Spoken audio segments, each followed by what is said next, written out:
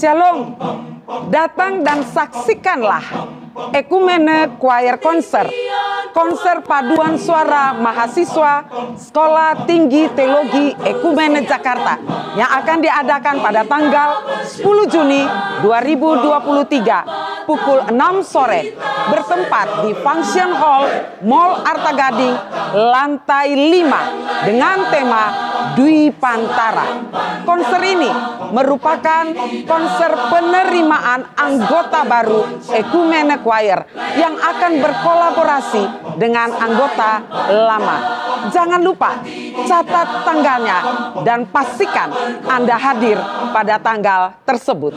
Tuhan Yesus memberkati.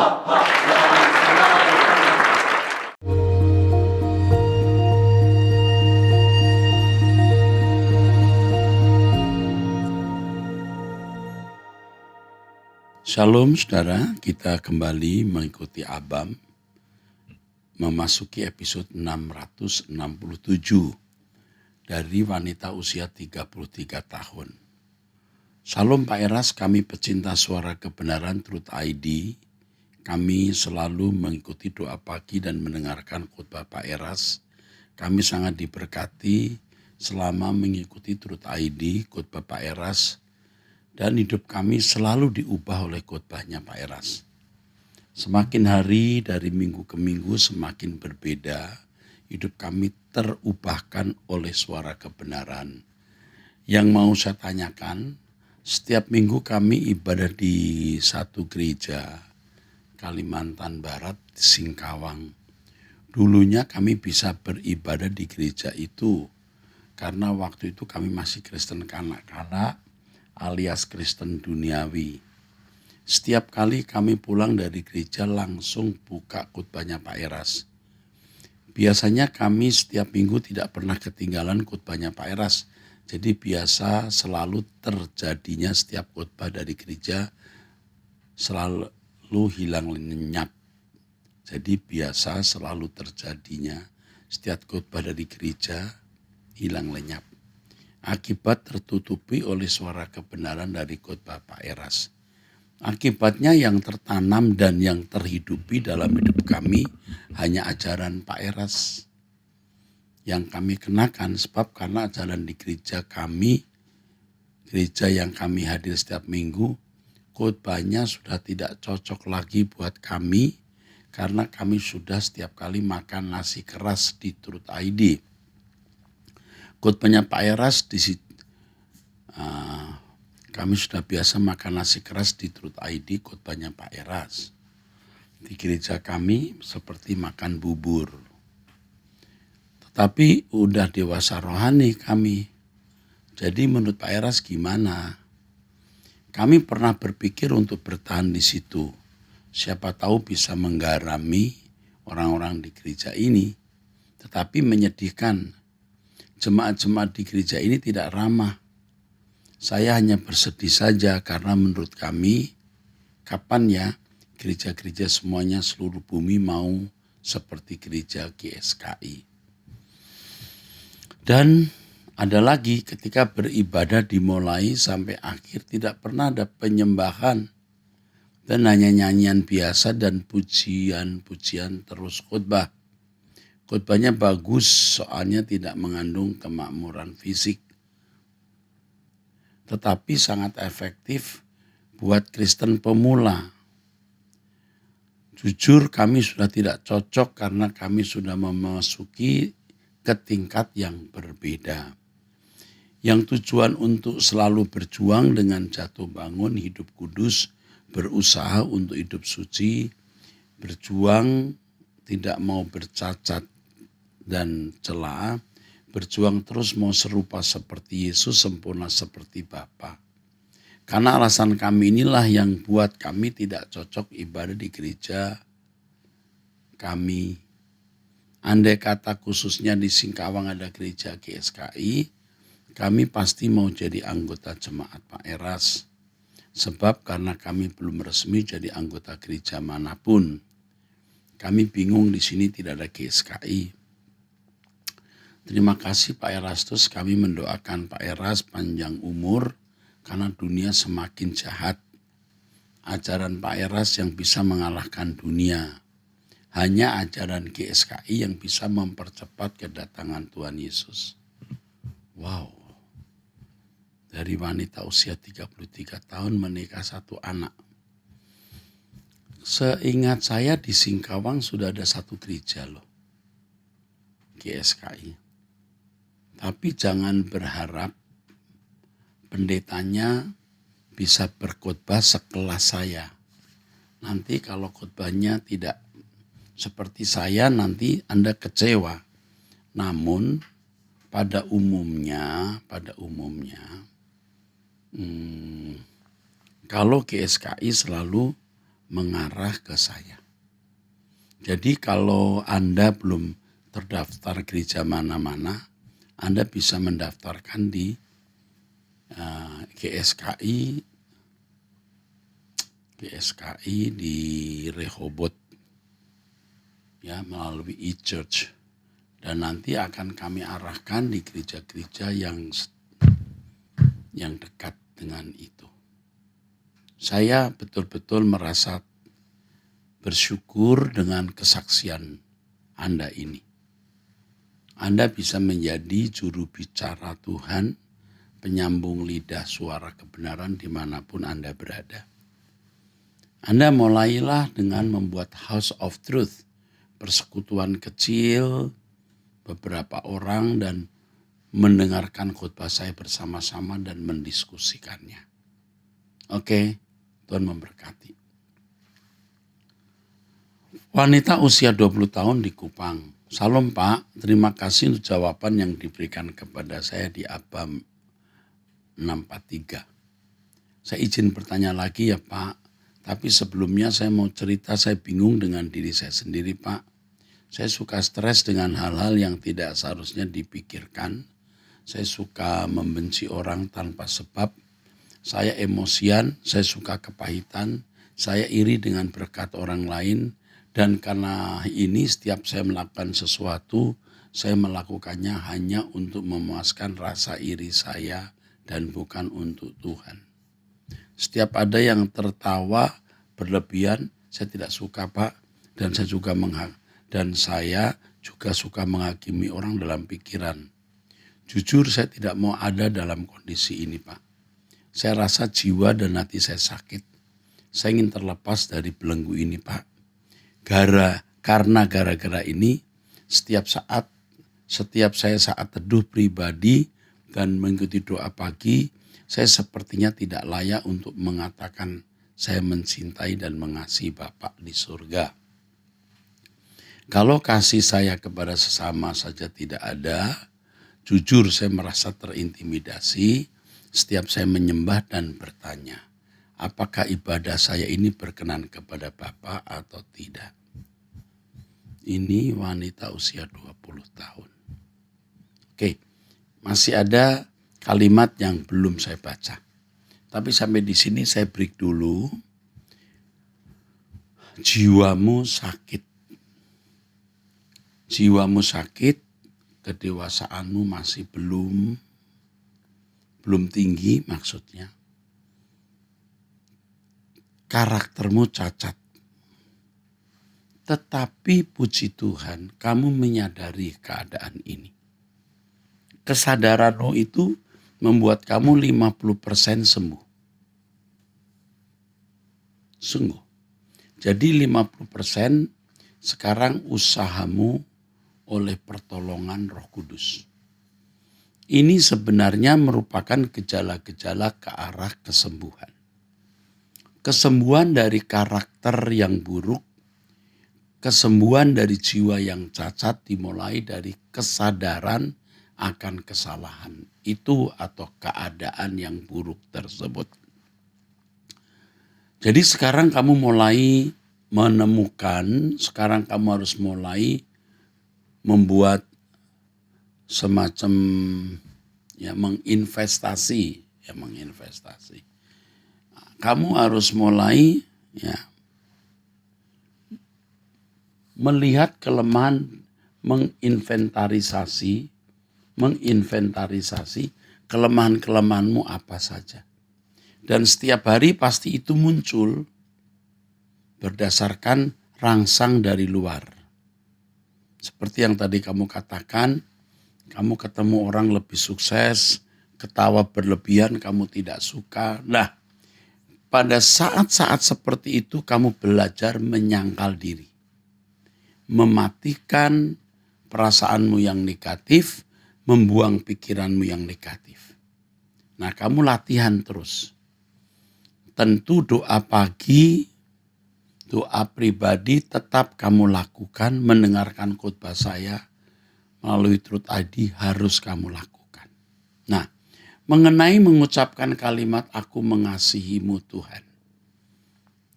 Seperti anak kecil berkata sayang mami, tapi dia masih nakal, masih merepotkan, itu tidak apa. Kamu bisa berkata aku mencintai engkau Tuhan, tapi aku belum sempurna. Orang yang belum sempurna bukan berarti tidak bisa mengasihi Tuhan, bisa. Kamu bisa mengatakan aku mencintai engkau Tuhan, aku memuji menyembahmu, aku menghormatimu. Tolonglah aku untuk membuktikan dan menunjukkan cinta dan hormatku kepadamu di dalam dan melalui perbuatan. Roh Kudus akan tolong kamu nak. Aku masih Bapak memandang ya, kamu luar biasa. Kamu usia 20 tahun tapi sudah memiliki pemikiran ini. Oke, itu menjawab pertanyaan atau masalahmu di awal-awal tulisan ini. Masih ada tulisanmu, ya saya baca. Dulu saya suka nonton film porno, tapi setelah saya mengambil sebuah keputusan untuk menghentikan kebiasaan buruk itu dengan menjauhkan diri dan menghapus aplikasi yang mengundang nafsu saya. Puji Tuhan berhasil Pak. Tapi dosa mengenai kasih ini rasanya sulit untuk saya lakukan Pak, karena ini tidak semudah menghilangkan dosa pornografi yang sifatnya kelihatan. Saya ingin bersih Pak Era, saya ingin hati, jiwa, dan pikiran saya benar-benar layak mencintai dan mengasihi Bapa di surga. Saya stres dengan hal ini Pak. Bagaimana dengan kehidupan doa saya kalau saya seperti ini terus? Dan gara-gara ini saya membenci diri saya sendiri Pak.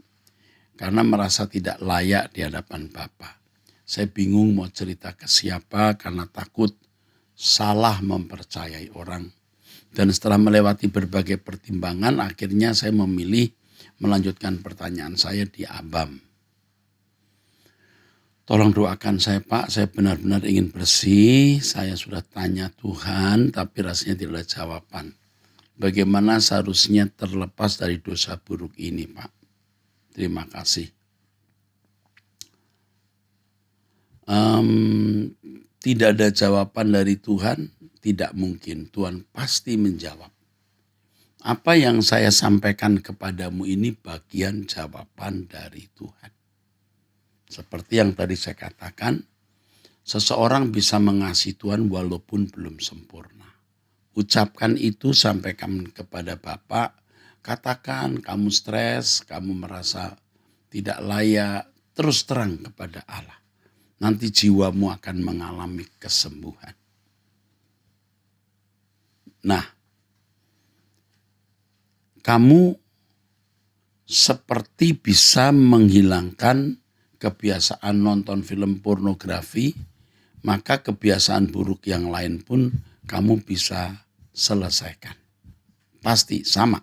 Tuhan akan menolong kamu. Tuhan memberkati. Amin. Dari wanita usia 51 tahun. Pak Era, saya senang mendengar khotbah Bapak dan sangat terberkati.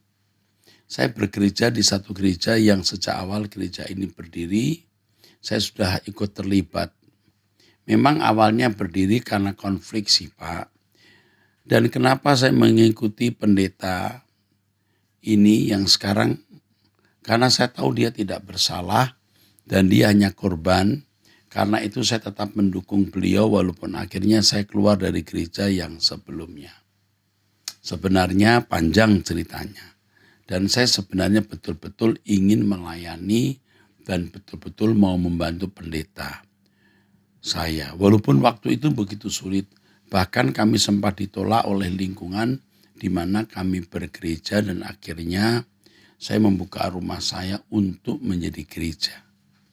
Karena lingkungan tempat tinggal saya orangnya sangat toleran sekali dan kami diizinkan untuk beribadah. Sambil saya dan beberapa teman dan pendeta kami berusaha mengurus proses izin sampai ke pemerintah dan akhirnya puji Tuhan kami mendapat izin. Seiring berjalannya saya nggak nyaman dengan Ibu Gembala yang sifatnya selalu berbicara seperti bermuka dua. Kalau ngomong di depan sama di belakang kita nggak sama. Awalnya saya nggak percaya dan saya berpikir bahwa mungkin karena saya dianggap yang tua, makanya Ibu Gembala sering bercerita tentang si A atau si B begini dan begitu. Saya masih berpositif thinking saja dan seringkali kalau berbahasa roh, beliau mengatakan bahwa seolah-olah dia mendapat pernyataan dari Tuhan segala hal yang terjadi pada jemaat. Saya kadang sering didoakan tentang anak saya karena memang saya terbeban untuk mendoakan anak-anak saya. Dan saya sering sharing dengan Ibu Gembala terkait anak-anak. Lama-lama saya berpikir apa benar ini pernyataan Tuhan atau apa. Akhirnya saya sudah jarang dan gak bercerita lagi karena saya meragukan. Tapi saya masih tetap berpositif saja. Akhir-akhir ini kok jadi ada beberapa jemaat yang sudah mulai berkonflik dengan Ibu Gembala. Ibu Gembala bercerita ke saya tapi saya agak meragukan. Akhirnya saya cross check apa benar yang dikatakan Ibu Gembala dengan konflik yang sebenarnya. Ternyata tidak seperti yang diceritakan. Dan saya semakin gak suka dengan mulutnya Bu Gembala. Sebenarnya nggak yakin masa Bu Gembala seperti itu. Tetapi setelah lama saya amati dan saya cross check omongan-omongan beliau. Ternyata banyak yang tidak tepat.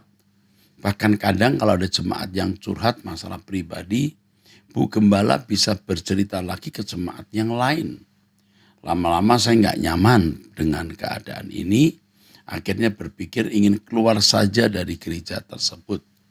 Karena apapun yang saya sarankan ke Ibu Gembala di depan dia, seolah-olah setuju, tapi di belakang dia berbicara lain. Sebentar, sampai di sini ada kalimat berikutnya ya. Begini, ini pelajaran untuk ibu-ibu gembala. Jangan bermuka dua. Jangan di depan bicara A, di belakang berbicara B.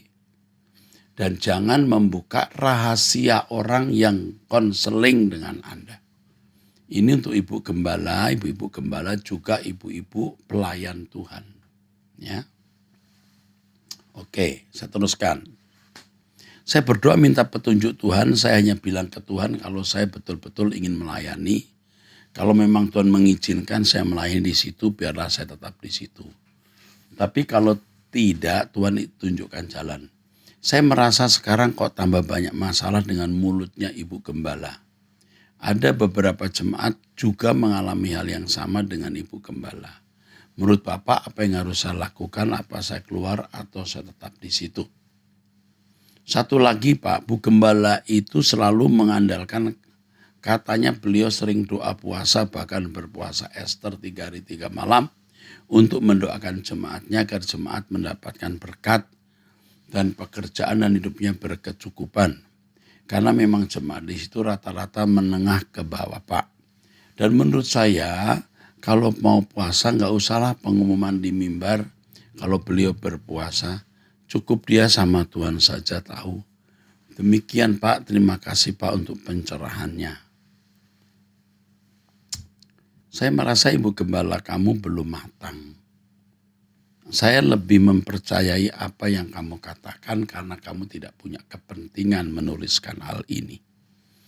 Lalu mengenai puasa 3 hari 3 malam yang sengaja dia tunjukkan ke orang dan mengatakan supaya jemaat mendapatkan berkat, pekerjaan dan hidupnya berkecukupan, ini salah. Puasa kita harus untuk kepentingan-kepentingan rohani. Jemaat agar diberkati, dapat pekerjaan dan hidupnya berkecukupan, harus hidup suci, hidup yang bisa dipercayai Tuhan melalui kerja keras dan tanggung jawab, bukan hasil doa puasa. Ya, ini juga sudah salah. Nah, apa yang harus kamu lakukan? Coba kamu bertahan beberapa waktu dan memberitahu kepada Ibu Gembala ya keadaan jemaat yang mulai komplain dengan perilakunya. Kamu juga bisa berkata, maaf ya Bu, saya juga jadi tidak sejahtera di sini. Nah, reaksinya bagaimana? Kalau reaksinya kamu seperti mau diusir, kamu bisa pindah gereja. Atau kamu bisa ikut Truth ID saja. Sebab dengan kapasitasmu seperti ini, kamu teliti, kamu cerdas, kamu bisa membedakan roh. Kalau kamu ketemu gereja yang tidak benar-benar berkualitas, kamu akan tertekan. Tapi kalau kamu ikut lewat Truth ID online, kamu bisa ya mengimbangi apa yang kami ajarkan. Suatu hari kamu sendiri akan menjadi pelayan Tuhan. Ya, entah di persekutuan doa, di kelompok House of Truth, atau kamu mendirikan gereja sendiri. Ya, kamu mungkin berkata, mana masa Pak? Bisa. Paling tidak kamu bisa menggerakkan orang untuk membangun gereja yang benar atau persekutuan yang benar. Itu nasihat saya, coba dulu. Usia ibu sudah 51 tahun, ibu pasti dihargai oleh Ibu Gembala. Ya, sampaikan itu kepada beliau seperti yang tadi saya katakan. Tuhan memberkati. Dari wanita usia 52 tahun, Salam Pak Pendeta, saya mohon doa buat saya atas sakit saya karena lidah saya tergigit. Sudah lama saya baru ke dokter karena tidak sembuh. Dokter suruh saya biopsi Pak Pendeta, hati saya takut, cemas, gelisah. Tolong doakan hati saya tidak tenang menghadapi hal ini. Saya tunggu biopsi bulan Juli. Bapak, aku menyebut nama ini di dalam pikiranku. Wanita usia 52 tahun. Tolonglah dengan sakit lidah yang diderita ibu ini, Bapak. Amin. Dalam nama Yesus Kristus. Oke, dari wanita usia 39 tahun. Salam Pak, saya sudah nonton khotbah Pak Eras di YouTube dan itu membuat saya menangis, menyadari segala dosa. Saya mau Pak Eras jadi Bapak rohani saya. Saya mau hidup kudus. Untuk itu apakah saya bisa mendapatkan buku-buku yang Bapak tulis untuk mengubah hidup saya, juga anak dan suami saya. Nomor teleponnya sudah ada, Ibu akan dihubungi staf saya, Ibu akan mendapatkan buku-buku saya. Tuhan memberkati. Dari wanita usia 55 tahun sudah menikah, 2 anak, belum berumah tangga. Salam Pak Eras, sehat selalu ya Pak dan tetap semangat. Saya punya usaha salon, sudah 30 tahun. Ini usianya 55 tahun ya ibu ini. Salonnya sudah 30 tahun, jadi sejak usia 25 tahun.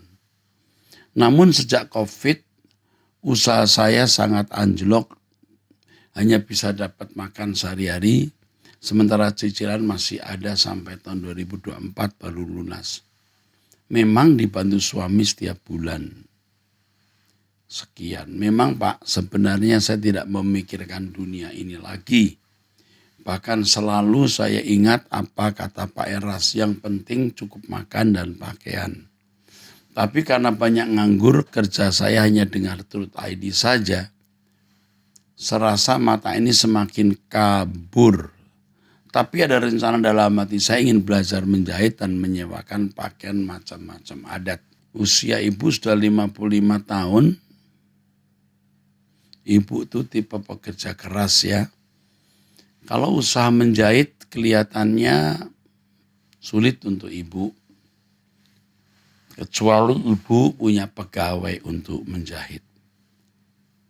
Pekerjaan ibu yang sudah ibu jalani, ya, coba tetap dipertahankan.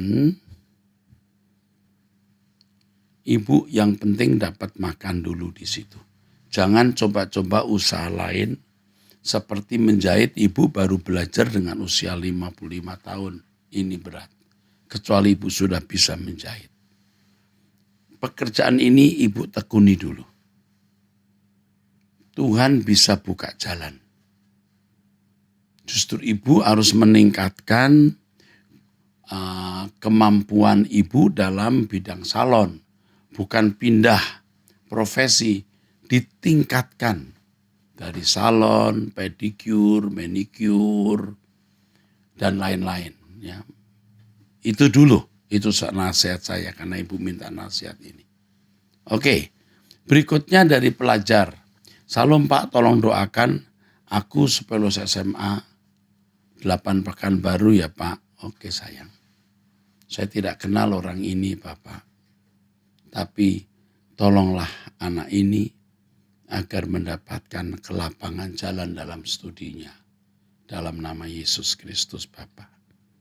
Amin. Dari pria usia 30 tahun di Jawa Timur, bolehkah orang Kristen bercerai ketika salah seorang pasangan berkhianat, KDRT, caci maki, dan bersama keluarganya melakukan pemerasan kepada sang suami? Ini suami ya. Firman Tuhan mengatakan tidak boleh cerai kecuali zina. Zina di situ pornos, artinya ketidaksetiaan sampai pada tingkat di mana hakikat perkawinan dalam keluarga itu tidak bisa, sudah tidak ada lagi. Kalau sudah tidak ada hakikat perkawinan, tidak ada hakikat persekutuan suami istri karena ketidaksetiaan ya. Tuhan berkata silahkan, boleh. Tapi bukan berarti lalu kita boleh cerai sembarangan. Kita tidak tahu sampai kapan hakikat perkawinan itu sudah tidak ada dalam keluarga. Nah, jawaban dari pertanyaanmu adalah kamu minta petunjuk Tuhan. KDRT, yang KDRT itu perempuan terhadap kamu laki-laki, caci maki, dan bersama keluarga melakukan pemerasan kepadamu. Wah, ini tidak jelas. Ya. Seorang pasangan berkhianat KDRT, ya, kekerasan dalam rumah tangga. Kamu mendapat KDRT dari istri, apa istrimu itu pegulat atau karateka sampai kamu tersiksa begini, atau petinju. Kamu punya anak tidak? Ya, ini tidak jelas di sini. Kalau kamu punya anak, kamu harus lebih mempertahankan rumah tangga ini. Jadi yang kamu lakukan sekarang, tanya Tuhan dulu. Jangan mencari alasan mau cerai hanya karena kamu tidak merasa bahagia dengan wanita ini. Apalagi sudah mulai melihat kok ada wanita-wanita lain lebih baik kelihatan. Dan itu jadi jahat. Nasihat saya kepadamu, bertahan dulu. Ya, bertahan dulu. Kalahkan keadaan ini dengan ketulusan. Bukan mudah main cerai. Oke. Dari pria usia 29 tahun pegawai swasta. Salam Pak, saya kecanduan film porno dan sering open BO. Karena hal itu saya menyampaikan uang untuk tabungan yang seharusnya dipergunakan untuk keperluan masa depan. Kamu membuat kuburan, kamu mengubur dirimu sendiri dan kamu akan mampus di situ. Jadi yang kamu lakukan sekarang strictly dengan ketat, kamu benar-benar menghilangkan kebiasaan itu. Buang kebiasaan itu. Itu tergantung tekad kamu. Open BO lagi, aduh ini membuat kamu jadi tidak bermoral, tidak bermartabat, usiamu 29 tahun. Kalau kamu teruskan kebiasaan ini, kamu menjadi manusia yang gagal, yang suatu hari kamu akan sangat menyesal, tapi tidak bisa mengembalikan penyesalan itu dengan tidak bisa kamu membayar penyesalanmu. Itu. Kamu tidak bisa memperbaiki keadaan. Jadi sekarang kamu harus benar-benar ketat berkata untuk tidak terhadap porno apalagi open PO. Itu najis sekali. Najis banget. Jadi jangan kamu lakukan lagi. Ikuti doa pagi saya. Dengarkan khotbah saya di Truth ID. Jangan nonton film apapun yang bisa membangkitkan gairah libido. Walaupun bukan film porno. Tapi bisa membangkitkan libido. Jangan kamu lakukan. Oke? Nah, yang terakhir saya akan sampaikan pertanyaan dari anak umur 15 tahun di Surakarta. Salam Pak Erastus, saya sebagai hamba Tuhan, pria 15 plus. Saya sebagai hamba Tuhan jatuh dalam dosa pornografi. Tapi saya sudah melakukan doa puasa 40 hari, apakah Tuhan mau mengampuni saya lagi? Pasti Tuhan mengampuni. Walaupun dosa tersebut sulit untuk dilepaskan, dan saya berinisiatif untuk melakukan doa puasa 40 hari. Kamu akan bisa melewati keadaan ini. Kamu pasti bisa menang. Dari tekadmu puasa 40 hari, ya, kamu akan menang. Jangan nonton film. Walaupun bukan film porno, tapi film yang bisa membangkitkan gairah seks. Jangan. Ya, jangan bergaul dengan orang yang tidak membuat kamu bertumbuh. Ikut doa pagi, miliki doa pribadi, mendengarkan khotbah saya di Truth ID, dan doa puasa akan membuat kamu kuat meninggalkan dosa. Saya salut kepadamu. Tuhan memberkati.